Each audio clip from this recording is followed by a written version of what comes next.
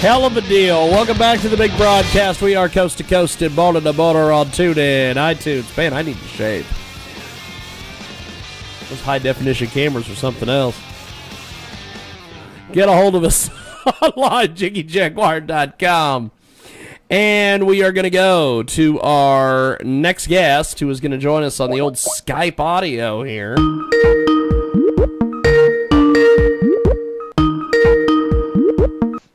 And they are seeing the couch. They're not seeing me because I don't have that camera up. But we've got great guests coming up here on our big program here in just a few seconds, and I think we've got them connected. Can you hear me, my friend? I can hear you. How are you? Look at that. Fantastic. Now, you guys have been on with us on our Sunday broadcast, but I wanted to have you guys on the Daily Show to talk a little bit more about the band and talk a little bit about Backdrop Violet. So, for folks that haven't heard of you guys or need to be brought up to speed, tell me a little bit about the band. We are a alternative pop band from Houston, Texas. We started about 3 years ago. I think it'll be our 4th year this year. And, man, we're your girlfriend's favorite band. That's really about it. Like, that's all you need to know about us. If you were wanting to find us anywhere, besides Facebook, like YouTube, and, like, Instagram and stuff like that, any social media platform, really, we really like social media. Like, a lot of people don't, but we like social media. We get to see our fans there. Like, our fans follow us, and they talk to us, so that's really cool. And they get to tell us what they do and don't like about our band. But besides that, like, where you can find us is give me a little bit more details on this concept of being your girlfriend's favorite pop band, because this is so awesome. I am just blown away by the fact that you guys have kind of just own this whole thing. Tell me a little bit about this. How did this kind of become your guys' thing? Okay, actually, we're really not cocky. We're not like that. We're very humble guys. We like to joke around.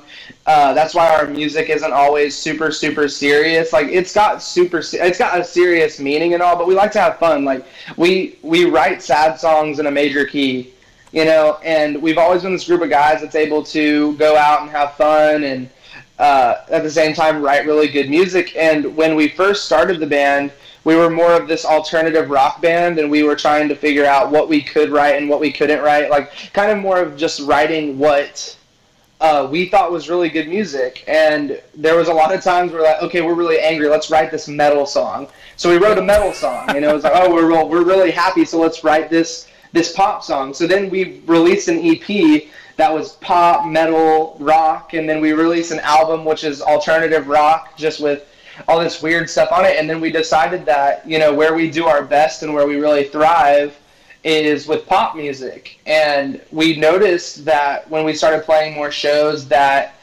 a lot of the guys didn't really like us when we were playing. Like, some guys did, they were like, oh yeah, that's really cool. But most of it was girls. Like, it was more female audience members, and they were like, oh my god, pop music. So we ended up just making this joke one day in the green room. We were just talking ourselves up before we got on stage. We're like, yo, let's rip this gig. We're so excited to rip this gig and play this music. Yeah. And then my drummer, Tyler, he was like, yeah, we're your girlfriend's favorite band. Find us on her playlist. And we had seen a couple different bands do stuff like that. Like, there's this band called Polyphia, and they were saying that they were God's favorite band. And there's a band called Water Parks, and they're God's favorite boy band. So we were like, we're your girlfriend's favorite pop band. That's fantastic. We have got Backdrop Violet with us today. They join us live here on Skype Audio, and they are fantastic. And you can get more information online at Backdrop Violet on Twitter. They are also on YouTube as well. Now, how did this band come together? Because you guys have a really good sound. You guys are just fantastic as far as the music goes. How did the whole band get together? How did you guys get together as a group? Well, that is That's a long story, but I mean, if I can condense it, it was take as long as you need, brother. I got all the time in the world. Take this as long guy as you need. really wants to hear this story. It's like he wants to hear it, all of it. Basically, I went to a festival here in Houston, and I saw Papa Roach, Switchfoot, and Chevelle. Wow, were the ones that I remember the most from that day. That's a hell of a lineup. Good Lord. It was them. It was like New Medicine. So many bands. The Dirty Heads were there. There was a lot of bands there. If I could send you, I'll send you an email with the full list. I'll send you the picture. It was crazy. But that entire day was really crazy. You know, the guy from Switchfoot came out into the crowd, and he held my hand to be in the crowd, and I was like, wow. And it just really touched me as a fan.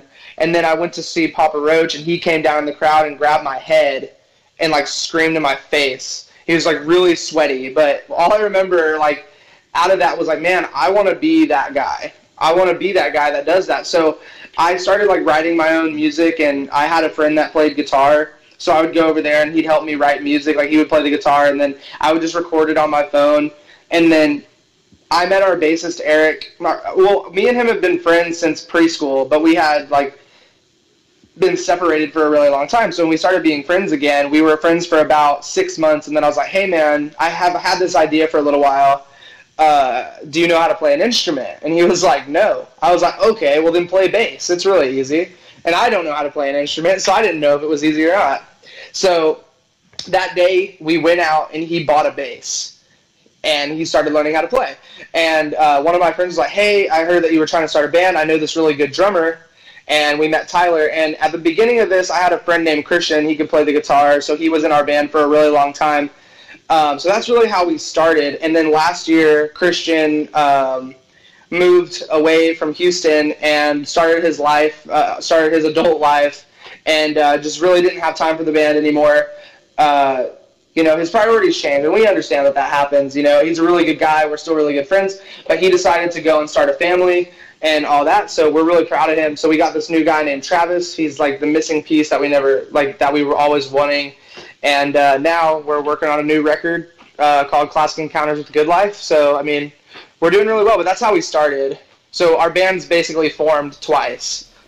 There's a lot of bands that can't get it together to be a band to begin with. So if you guys have been able to put the band together and then get the band back together, that's a heck of an accomplishment, my friend. Well, thank you. So that's a lot of the things that we've said to people in the past that have been a little bit rude towards us. It's oh man, your band is it's cool and all, but your music is garbage. We've gotten that one a lot because we make pop music, so a lot of metal artists don't like us. But we're just man, look, I mean, you said that you wanted to start a band and you didn't. So basically, what I'm doing, your end goal is something that we passed up 48 months ago. So start your band, bro. We'll help you. We have so much respect for bands that we want to help them do so much, and a lot of the times they just don't let us they don't let us help. But we want to see people succeed. I think that's fantastic. That is fantastic. We have got a great band with us today. They join us live here on the big broadcast, here on Skype audio. Backdrop Violet joins us. And so getting the band put together, you've got this new music collection coming out. Tell me a little bit about the process. How far along is the new album? Whoa, okay. So I'm not going to lie, I really, really wanted to talk about this, and I didn't think you'd ask, and I've been wanting to talk about it some. First of all, my name's Blake Shelby. I sing for Backdrop Violet. Backdrop Violet's motto is sex, hugs, and alternative pop, so don't forget. Fantastic. Because with no drugs, dude. No drugs. Drugs are bad. Drugs are bad. So sex, hugs, and alternative pop. But we started. I wrote a song called Oblivion at the start of the year, and I brought it to our amazingly talented producer. His name's Aaron Musselwhite, and we've been working on. We were working on that, and we were writing some new songs. And Oblivion, I had just gotten out of a really, really bad scenario in my life, I should say. And basically that song was about me being able to tell the world, and people in that scenario that I can take anything on. Like, I'm strong enough to take that on. So basically I was like, okay, I put the word oblivion and I'll take you on together. And I was like, you know, a lot of people are scared, are really scared of death. I'm scared. I'm scared of dying. I'm not going to lie. But when it comes to having gone through the things that I've been through, which everybody's gone through something different. I don't want to say like, oh, I've been through these horrific things, because I haven't been through things that are that bad. I learned from them. So now looking back at them, I'm like, okay, that was insignificant. But when it comes to the emotions that I was feeling at the time, I'm really glad that I went through them, because now I'm stronger for it. And that's basically what that song was about. It says, oblivion, I'll take you on. It's like, I'll take you on. I'm not scared. If you want to stand up, if oblivion, the thing that most people are scared of, wants to fight, you know, and get in my face, I'm going to push back. And I was really angry about a lot of the things that happened in that scenario, so I wrote a song called Tongue Ammo, which is about the person that I was dealing with in that scenario. And I'm really excited for that one because it was the time where I wrote these lyrics. I can share the first lyric with you. It's tongue ammunition stock. I feel it in the way you talk. You should go back to school where you were actually cool. I bet they'd bump you up a letter grade for just being you. That's awesome. The entirety of the song is just about that clever, and it hits pretty hard. And my band members at first were kind of scared of me writing that way, writing as clever as I was and writing as brutally honest as I was.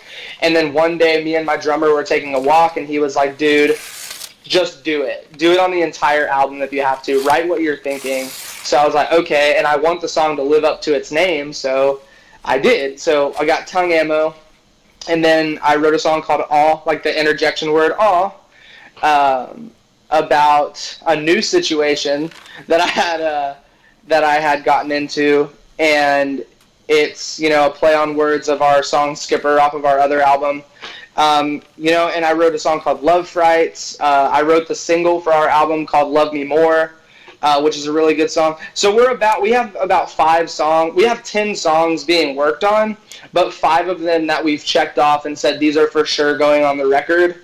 And this is a pop album. You know, we've made an alternative rock album, alternative pop type album, and it was really good. We really enjoyed it, but with this one, we really wanted to become the band that everybody wanted to be. You know, like, I guess we've become the band that our fans and everybody that follows us and supports us have been waiting to hear. You know, and that's what this album's about. And it's also about falling in and out of love, because that's something that I had experienced before I had started writing it. And the falling out of love part, at least, you know, I fell out of love with someone, and it was really, really upsetting. I wouldn't say fall out of love, but I guess that's just the terminology that I'm going to use. I fell out of the scenario is what happened. And then as I was writing the record, I found somebody to fall in love with, so it kind of helped the writing on the other end. So it's just a big album about love, hate, and everything in between. So I called it Classic Encounters with the Good Life. So it should be coming out later on this year. So that's where we're at in the process of that. Well, look at that. We have got great guests with us today. Backdrop Violet with us today, and they join us live here on Skype Audio. And, you know, talk to me a little bit about, you mentioned earlier that you guys get some criticism from the metal bands because you guys make pop music. What do you guys have as far as feedback on social media? What do people who follow you or go to your gigs, you know, what's some of the feedback there? Our fans are the most amazing people in the world. Like, so basically we had this game. It wasn't even a game. It was something that we would do, and we would go out. We would notice people, and we would talk to people. We love to make friends. So if we go out, we're constantly making friends and talking to new people. We know when somebody's going to be a Backdrop fan because of their personality. They don't even have to like the music. They just like us, you know? So it's one of those things. It's a community thing. It's not only a music thing. It's a community thing, and we want to be there for these kids and for these people because they're so beautiful. Like, they're all just beautiful people, and we know when people aren't going to be that way because Backdrop fans aren't shy. Some of them are, but the shy ones are always sweet, but they're never negative, you know? Our fans are very positive, and we have this philosophy that you don't have fans, you have friends. So we just try to make as awesome. many friends as we can, and we try to create this community where everybody feels safe, where everybody's coming to have fun. If you are somebody that shows criticism on our page and negative criticism on our page, come on, we're fine with that. You're not gonna. A lot of people come on some people will come on your page and they'll say something negative, and it's just to get a reaction out of you. It's because you're probably doing something that they're not doing with their life, and they see that you're happy and it upsets them, and even if that's subconscious, that they're upset about it. Or they might just have a really strong opinion. Who knows? But when it comes to that stuff, man, you're not going to get that reaction out of us. We're going to send you a kissy face emoji and be like, we really love you. Like, that's awesome. Thank you so much for telling us that we suck. We hope that, for your sake, that you never have to come to one of our shows and put yourself through that. Yes. We don't want you to put yourself through something that's going to damage you in a way, but I bet you $1,000. I'll bet you $1 million that if your girlfriend says that she wants to go to our show, you're going. You're going. Like that's the thing. But the people that are Backdrop fans are positive. All of them are just so beautiful. Like I'm gonna shout somebody out. Our first fan page ever. We were about a year and a half of being in a band, and this girl named Kennedy Kohler. I think it's Kohler or Collier or something of that nature. I'm sorry if I butchered her name, but she is amazing. And she's the perfect example of one of those people. She comes to the show, she sings her heart out, and she hangs out with us. She's like, oh my God, I love your music, this, that, and the other. And then we talk like friends. It's just one of those things. And, that's how they all are. Like we were in Dallas and people are like that. The people on the internet are like that. It's all about community. It's all about the connection, and I think that's what Backdrop is about. It's not. That's why I try to tell you. We're not cocky. We're not just saying those things to say those things. When we say those things online, it's because when we go online and we say something, we're saying something to people that we're connecting with. We're saying something to our fans and our friends. That's fantastic. Well, I have a tune here that I'm going to play at the end of the interview. Tell me a little bit about, and I've just got the track title here, ADHD Mix. Yeah, does that ring a bell? Okay. Yeah. I'm sorry, that's the Dropbox name. That's hilarious. Yeah, it's called ADHD. I came across this sound that I really enjoyed, and I had just started writing about. I have this thing where when I was a kid, I would watch movies like Roger Rabbit and get emotionally attached to Jessica Rabbit. That's fantastic. And you'd watch Good Will Hunting and get emotionally attached to Minnie Driver's character. It was things like that. It was odd that you could as a viewer, you can fall in love with these characters subconsciously and not really know about it. And that was something weird. Don't tell anybody. Don't tell anybody I said that. Yes, as I always like to say, it's just you and I here. No one else is paying attention. Well, I mean, somebody else has felt that way, so they can get off my back about it. So basically, it was about that. So I started I made the song, and I was like, hey guys, do y'all like this sound? I'm really digging it. And this was the first introduction into our full pop sound. It was the first song that we were like, hey, this is full pop. Are y'all sure that y'all are ready to do this? And everybody was like, no, it sounds amazing. This is who we are. This is, the most raw form of us being ourselves. So I started writing, and I was like, who do I want to write about? So I'm not sure. Have you ever seen the movie Bedazzled? Yes. With Jennifer Hurley? Yes. Or Elizabeth Hurley is her name. Yes. Yeah, so I was watching that, and I started writing, and I said, those hell-sent eyes on me all night, did you think I'd not notice? So I was kind of putting myself into this scenario that I had been in a couple times, where you'd see somebody from across the room that you were in, or across the bar that you were in, or even if you were, watching a movie and you saw Elizabeth Hurley looking sexy on the TV. It doesn't matter who it was, but Those Hellson eyes on me all night, did you think I'd not notice? You've been toying with my intuition for 14 songs. So it's basically saying, like, I thought somebody was looking at me and messing with me and kind of saying, hey, come over here and talk to me, and then automatically kind of just turned it off and made me feel like an idiot. So then the next line is, you must be out of my league.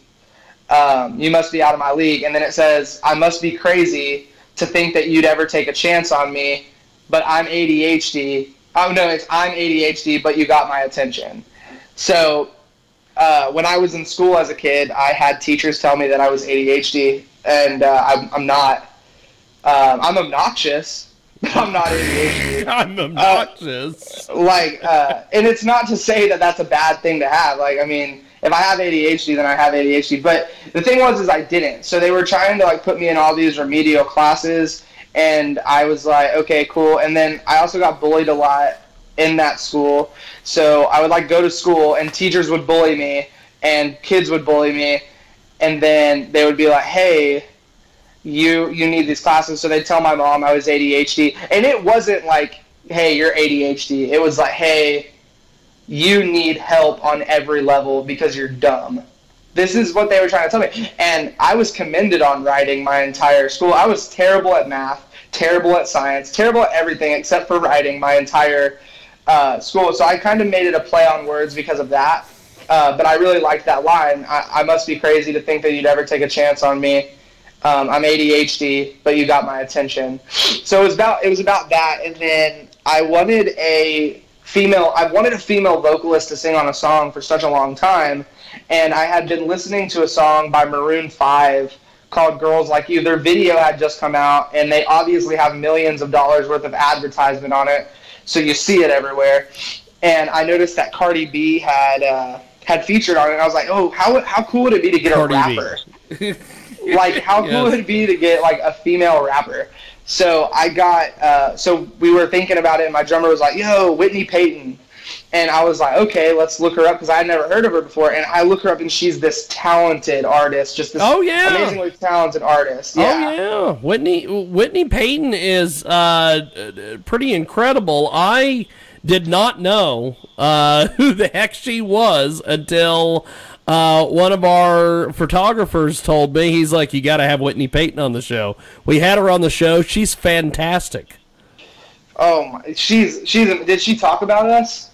No, but she's getting a DM about that one. This was, in all fairness, like 2 or 3 years ago. Oh, so you might not have collaborated with her yet by then. She's off the hook, but yeah, she's off the hook now. But I mean, yeah, because I mean the thing is that our band, her as an artist is doing so well right now, and so are we. Like, we're about to play So Up Music Festival, and you know, we're putting together a tour for later on this year, writing a new record, and she's playing Warped Tour and doing all these cool things, and like probably most likely writing music. I haven't really talked to her about her writing music, but I know that she's playing the Warped Tour and planning on tours. So there's a lot going on, but she's just a magnificent artist. And I sent her the track, and I was like, hey, do you want to use your voice on this? Do you want to play the voice on this song? And she was like, definitely. I really like, the vibe, and I like what you're talking about. So I sent it to her, and she put her rapistry on it, is what I like to call it. She went full rap artist and rapped over it, and it came back, and I was like, oh my Lord, you are an amazing creature. Thank you so much for making our song good. And then that was really about it. But yeah, it was just really cool, because we love to collaborate with artists when we're actually collaborating, instead of sending your song to somebody and they really don't care, and you send them money and they're like, oh, thanks, I hope that you don't get anything off of this, and then they don't help you promote it and all that. That sucks, because we've done that before. But we wanted to focus on collaborating with people that were actually wanting to collaborate with us, somebody that we would have fun writing with, and that's exactly what Whitney was. So that's fantastic. Well, before we let you guys go, how do we get a hold of you online, pick up the music, everything else? So basically what I would do is I would type in Backdrop Violet, even on Google. We have our website up, backdropviolet.com. You can visit us on Facebook. You can visit us on YouTube, Instagram, Twitter. And if you DM any of those places, somebody's going to message you back. You know, even fans, like, we'll message you back and we'll tell you hi and be able to have conversations with you. If you are looking for new music, follow those pages, because we talk about new music. We talk about new things happening every day. We like to have fun. We make videos, and, you know, it's a community thing. Getting involved in the community. Message some of the fans, you know, be like, hey, you like Backdrop Violet too? And you're going to make some really, really good friends there. Besides those places, I really would suggest if you're a guy, going to your girlfriend and her girlfriends, or going to a friend that has a girlfriend mainly, and be like, hey, can I check your playlist? And she'll be like, yeah, why? And then once you open her playlist, we'll be right there. Probably in the recently played would be where I would think that we would be. And if she's like, you know, if they've been dating for like, you know, 3-4 years, then she probably doesn't have any other music on her phone besides us. That's awesome. You guys are fantastic. Well, have yourself a wonderful day, my friend, and we're going to play ADHD, and thanks for being with us today. Thank you so much, man. It was so much fun. I really hope to do something like this again. You are amazing, by the way. Well, thank you. You're just really nice, and you ask questions that I want to answer. Well, that's good. That's good. Thank you, man. Well, have yourself a wonderful evening, brother. All right, man. I'm just going to tell you this right now. I don't care who hears it, but I love you. Thank you. I love you too, brother. Have yourself a good evening. You too, my man. Thank have you, a good man. one. There he goes. And here we go. ADHD on the big broadcast.